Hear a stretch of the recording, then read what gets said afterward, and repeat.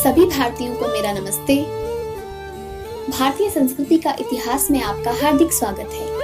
आज हम जिस व्यक्तित्व के विषय में चर्चा करने वाले हैं उसका नाम है शकुंतला। शकुंतला राजश्री विश्वामित्र और अप्सरा मेनका की पुत्री थी। शकुंतला को जन्म देकर मेनका उसे धरती पर छोड़कर स्वर्गलोक को लौट गई। नदी किनारे वन में शकुंत पक्षियों ने उसके ऊपर छाया कर उसकी रक्षा की।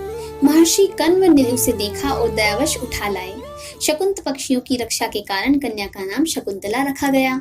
जी हाँ, वही शकुंतला जिसके पुत्र अपने बचपन में शेर के बच्चों के दांत गिना करता था, जो एक चक्रवर्ती सम्राट बना, जिसके नाम पर हमारे देश का नाम भारतवर्ष पड़ा।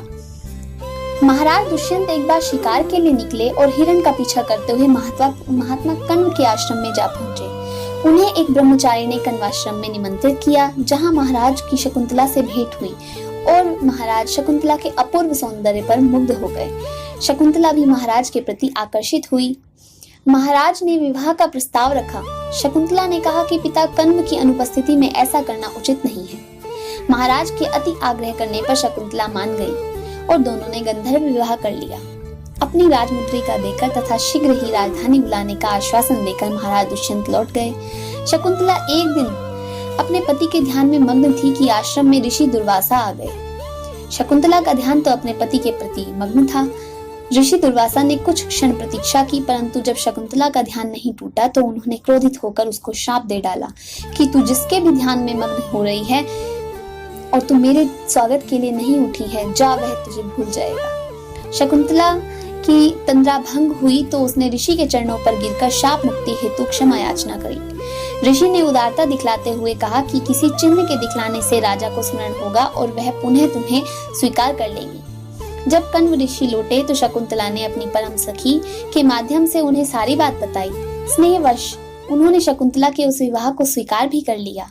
समय बीतने पर शकुंतला गर्भवती हुई तो पिता ने अब कन्या को आश्रम में रखना उचित नहीं समझा और 2 शिष्यों के साथ शकुंतला को महाराज के पास भेज दिया।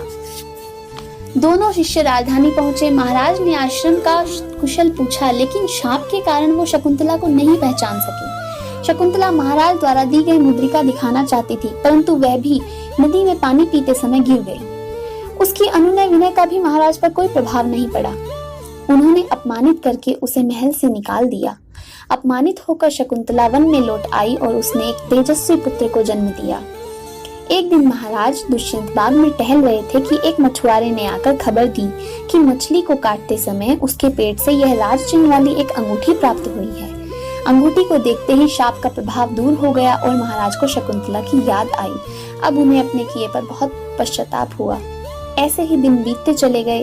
देवासुर संग्राम में महाराज दुष्यंत ने देवताओं की ओर से युद्ध लड़ा और विजयी होकर लौटते समय एक वन में पहुंचे तो देखा कि एक 8 वर्षीय बालक 2 सिंह शावकों के साथ खेल रहा है। उसके मुखमंडल पर राजसी तेज है।